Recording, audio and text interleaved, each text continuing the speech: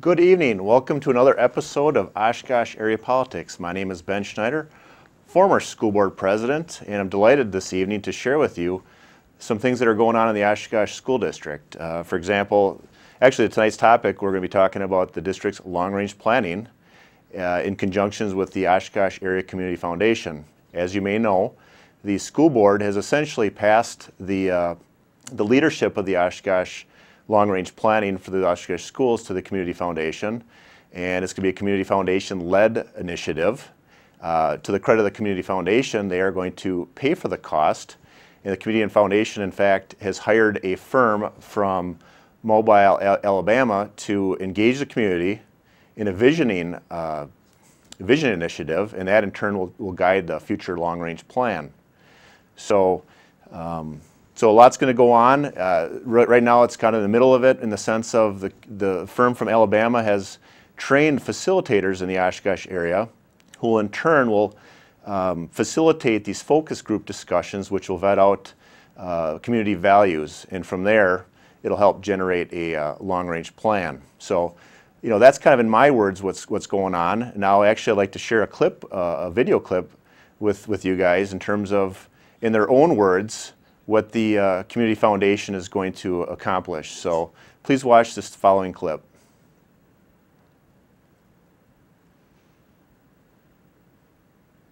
Hope they will use the findings from that. We hope that they incorporate them into their strategic plan, and that's in May. In June, we expect there will be an education commission that's created and a coordinator of this program who will hold the school district accountable and make sure there are metrics in place so everyone in the community knows that this is a data-driven process and results need to happen. Of the 5 predominant themes that people are saying are important to them will be on the Oshkosh Northwestern website. The community will have an opportunity to prioritize those, and from that results will be done in April. They'll be given to the school board, and the school board will be able to use those results when they develop their strategic plan in May. Okay. This whole visioning is about getting buy-in from the community, seeing what the community wants, and then holding the school district accountable. And you know, whenever you're talking about, I know you can use a model like Mobile, Alabama, but communities differ. So what makes you both confident that, you know, the success that they've had or that you saw and you heard about will be applicable here? Right. I think the community here in Oshkosh is ready for this, and I think any citizen. I think cities have that in common, that they want to be engaged. They're concerned about their schools, whether they have children in the schools or not, and they want to be engaged. And if we hold the school district and ourselves accountable in this project, they'll stay engaged. They will stay engaged, and they will have continuous report back to them and strategic plan down the road. Well, we need some updating. Okay, then we do another visioning project in the city. It's the So that's just a little brief overview of this long-range planning vision, and really, again, this is sponsored through the Oshkosh Community Foundation. I just want to read some excerpts from Oshkosh4Education. Really, this is a community-wide visioning project that aims to build a stronger bond between our public schools and the community. And really, there's a process timeline, and I'd like to just read right from their website. And you know, and this is obviously a very important initiative because we all benefit from great schools, and we want to see this be successful. So our hope today is to inform the public about this, and hopefully people get involved and make their opinions be heard. So community conversations are going on right now. 15 to 20 people will be invited by a host to basically answer specific questions and have a facilitated discussion. Then from there, themes and surveys will be developed, and you know, data analysis will be compiled and identified. And from there, a community agreement will be reached, and then the school board will work with a strategic planning firm to kind of go over the themes and surveys. And by the way, the themes and surveys will be ranked an online survey hosted by our local newspaper, the Oshkosh Northwestern. And from the community agreement, and after work with the strategic planning firm, the school board will be requested to approve that agreement. And from there, a shared community agreement will be reached, and the school board will formally vote on adopting the strategic plan on May 2nd. And then from there, you know, there'll be a co-owned strategic planning, and the purpose will be to carry out expectations of the public for improving schools. And then ongoing, there'll be a plan to develop an education commission, which this commission will essentially hold the public accountable for the to make the OASD and public accountable for the strategic planning expectations, benchmarks, and outcomes.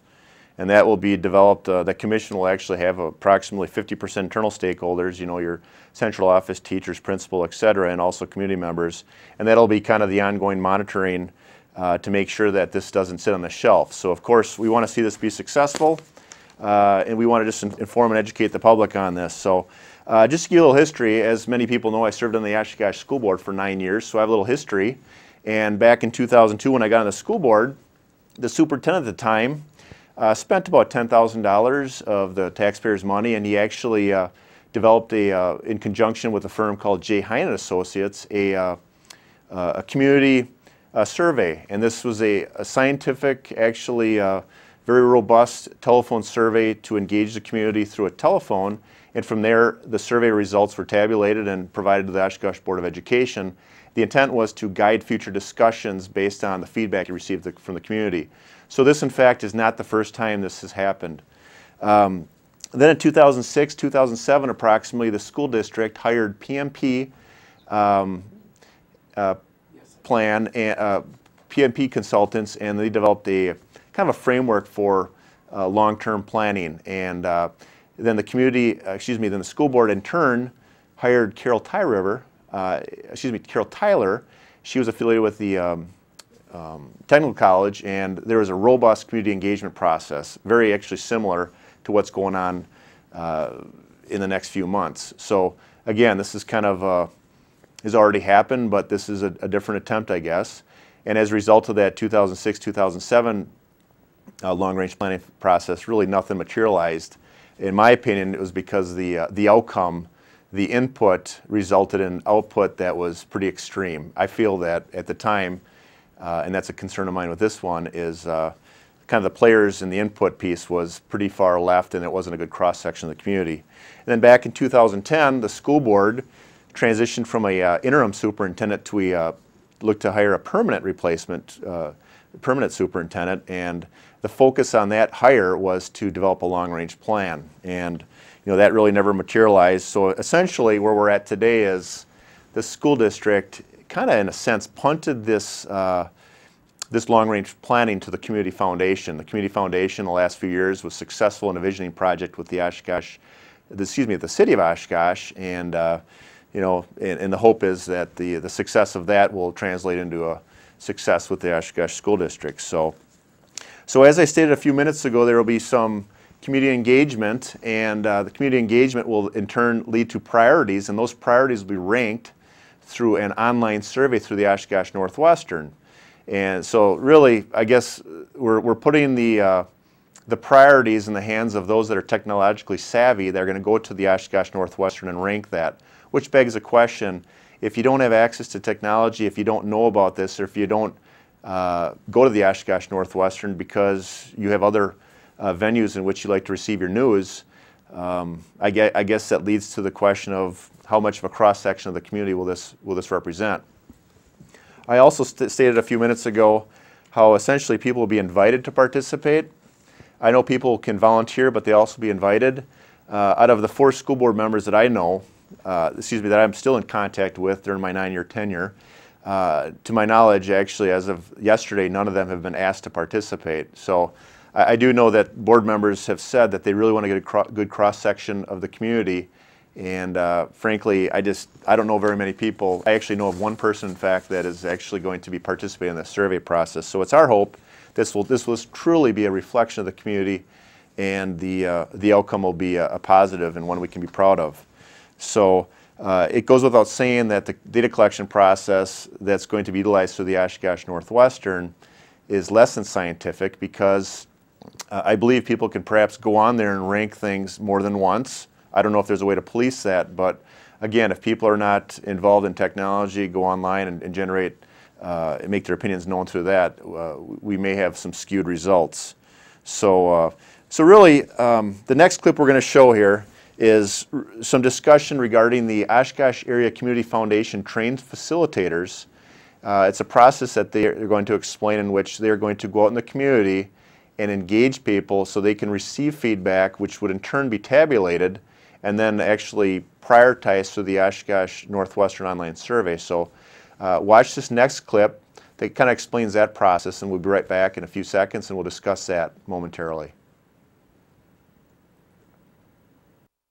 A lot of visits.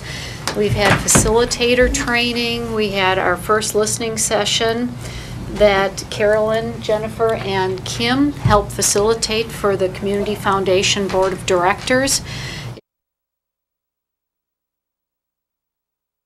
I wanted to share with you first a process diagram that we've worked with Stan and Dave to make sure that we are all on the same page with regard to processes, so this happens very efficiently but gives us enough time in the areas that we need to do it properly.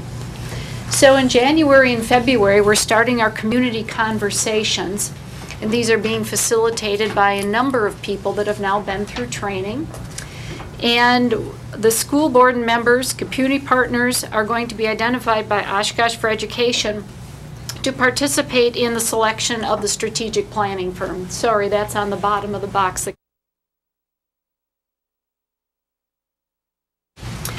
And then we go into March, where we're going to be looking at the big ideas and the thoughts that are identified from all of these community conversations.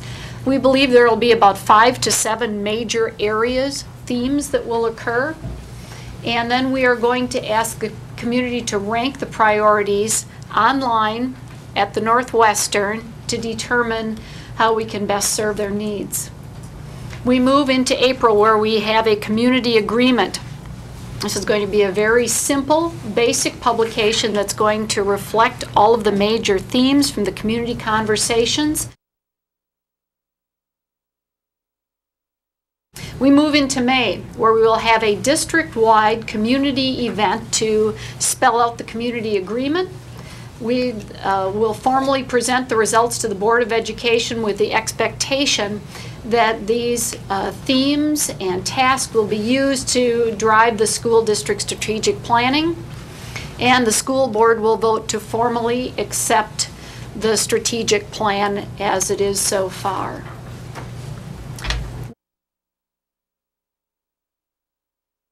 We move into May, where we will have a district-wide community event to spell out the community agreement.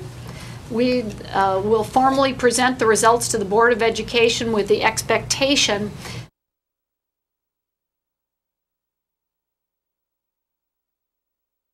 that these themes and tasks will be used to drive the school district strategic planning, and the school board will vote to formally accept the strategic plan.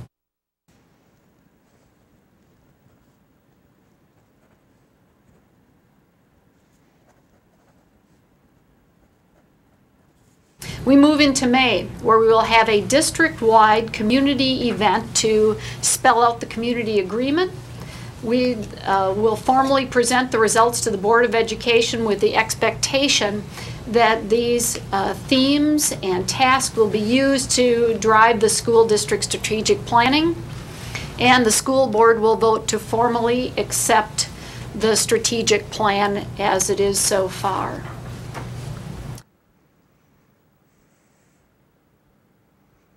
In summer, we will be developing an education commission, and this is something that Mobile taught us. The Education Commission was really a partnership of many aspects of your central office, your principals, your teachers, your school board members, and also community stakeholders that can aid in the assistance of making sure that some of these action plans are carried forward.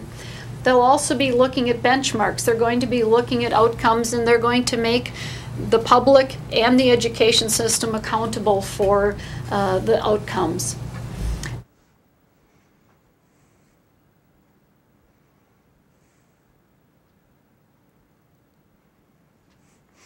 So you saw in their own words what is going to occur in the next several months, and also over the next, what they hope is the next several years. And of course, you know, we feel there's some concern to some of the language that was utilized. But of course, we also realize that this process is ongoing, and we want to make sure that you as a viewer are informed of what's occurring in your school district. And a lot of people forget the school district is one of the largest employers in the city of Oshkosh. There's nearly 2,000 full and part-time employees. So we all have such a vested interest in making sure we obviously have a very strong school system, and also make sure that we have a sustained approach, prudent, responsible, reasonable approach to moving forward with this planning process. Just a few things that really kind of struck me is the quotes were expectation that the task force drive the strategic plan. So the question is, if the task force is not a true reflection of the community, then arguably the output would be somewhat tainted. And I believe the 2006-2007 long-range plan failed in part because, and anybody that was on that plan, anybody that was engaged in that process in 2006-2007 would, if they were being honest about it, would admit that that plan was very canned, and it was actually not objective.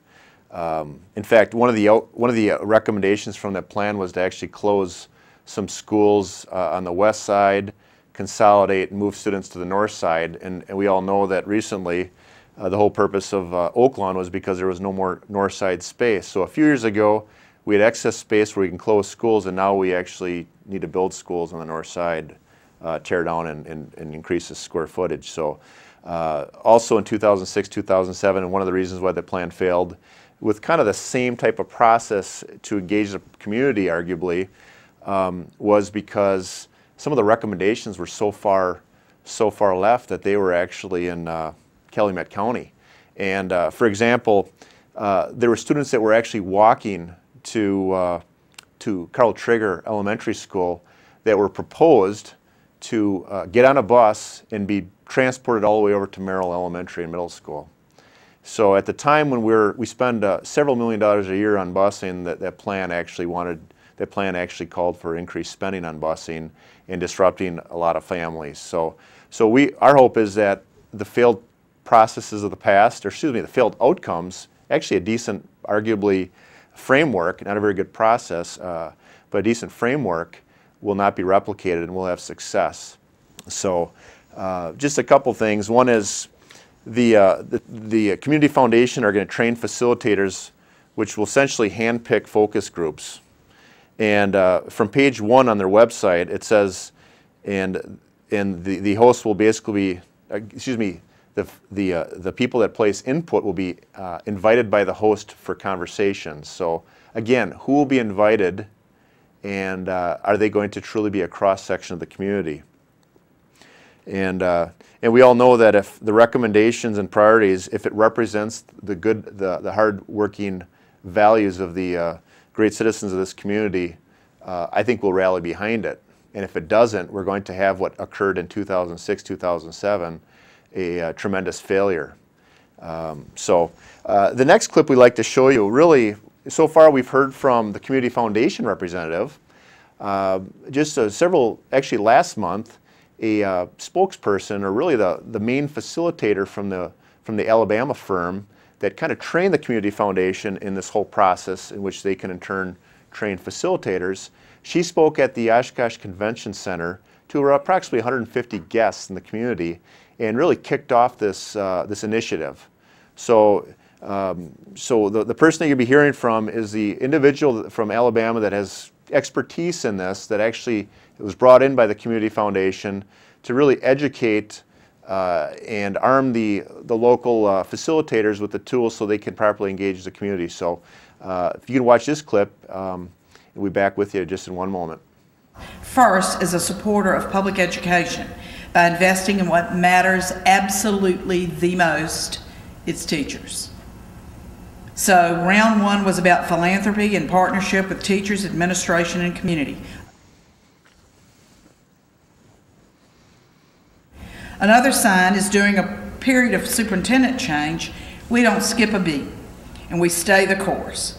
For us, this is a long-term strategy that will last longer than any one superintendent and any iteration of elected public servants. Since the beginning of our march to reform, I have enjoyed working with 7 very different superintendent leaders. And we've stayed the course. And in the case of the last 2, we've hired those that agreed with our agenda. Action has got to follow these conversations and engagement. You have to start where you are. But you have to be sure that you believe that all of your children are capable of greatness. You need to make sure that you know your data, school by school, how to find it, what it means, how to use it. You need to ask the right questions. You need to look for answers beyond your small world. As a community, you need to own your schools and partner with your district to get things done that will impact student learning. You need to work with the Oshkosh Community Foundation to shepherd this work forward and help fund and provide volunteers to assist. So, in her own words, that's this little excerpt from an over hour-long meeting in terms of what the expectations from a firm in Alabama has for the Oshkosh Public Schools. And I guess I'd be remiss as a board member of 9 years if I didn't express my concern as it relates to how the school board is punting such an important initiative onto the community foundation and being guided by a firm from Alabama, and in which the feedback will be processed and prioritized through an online survey of the Oshkosh Northwestern. It's a concern. It's something that I believe that previous superintendents would not have adopted. And when I was on the school board, when this initiative was being presented, I certainly expressed some reservations. And but I guess at this point we have to just hope for the best, even though we're all a little skeptical. But again, the purpose of this show today is to really inform our viewers about this important initiative. So one thing that struck me from the comments from this individual that you just listened to was, what does philanthropy of teachers and administration mean? Many people could read into that. It just doesn't seem like we don't really know what that means. But some people can speculate, and I guess we will know based on the outcome of this process what it means. Some people have actually stated to me, as a past school board member, that is this really a guise for developing a plan to free up more money to replace what was lost in Act 10? And of course, we have to just give the benefit of the doubt, because again, we all win when our schools are successful, our students achieve, and we want to see our students being very, very productive, lifelong learners. We want our students to be armed with the tools necessary to succeed after they graduate. So, one thing was really interesting when our previous superintendent, Don Vigot, came on board. I was doing some research, and after he came on board, the Oshkosh Northwestern did a interview with Superintendent Vigot, and he stated in terms of why the previous long-range plans failed, and he stated, quote, "My understanding is the long-range plan they had in place before centered around facilities.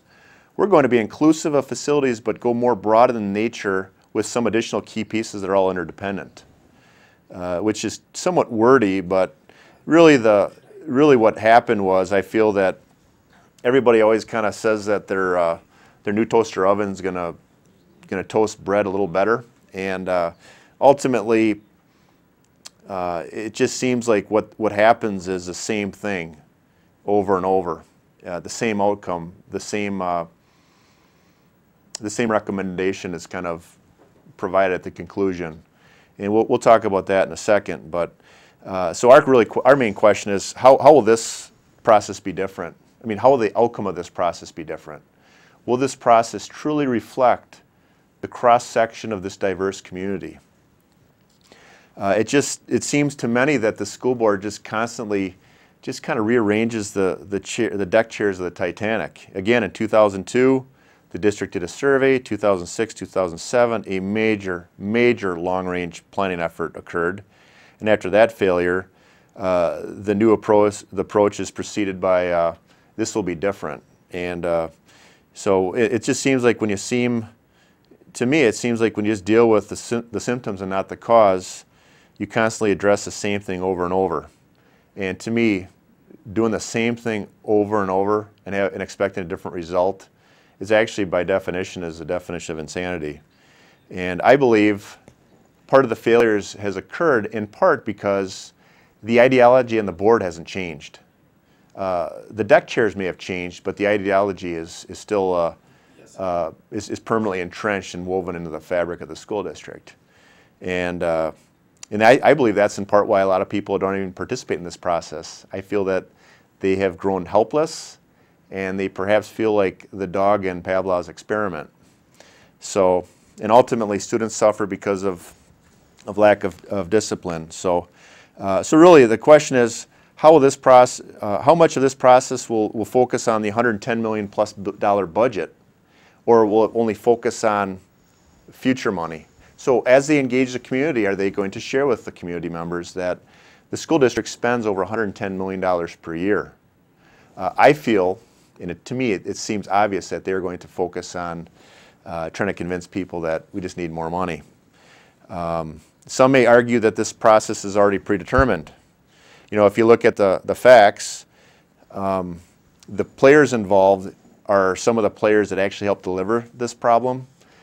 Many million-dollar school deficits, and now they're going to be really in charge to lead this change. So really, I just want to just state some concerns about the ability to determine from 50 focus groups, spending a couple hours in chat groups to understand the makeup of a $110 million budget.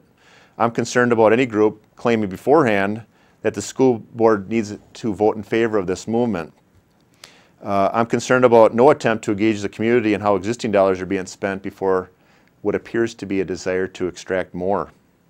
And it also seems that this group is attempting to kind of tip the scale in the favor of garnishing some support for an outcome that we kind of feel is going to occur. So really, when we factor in all this information, we really looked at a lot of different sources. We talked to experts, seasoned, experienced, young, and we consulted a lot of different sources. And frankly, what we feel is we're gonna see a referendum for more money and a new Southside school.